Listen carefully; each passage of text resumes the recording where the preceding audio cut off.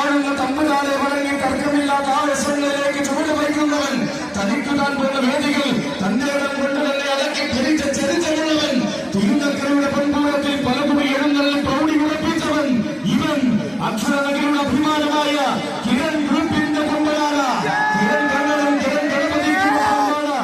കിരൺ ഗ്രൂപ്പിന്റെ ഒന്നാമൻ ത്രിലോകാധിപതി കിരൺ നാരായണൻ കുട്ടി.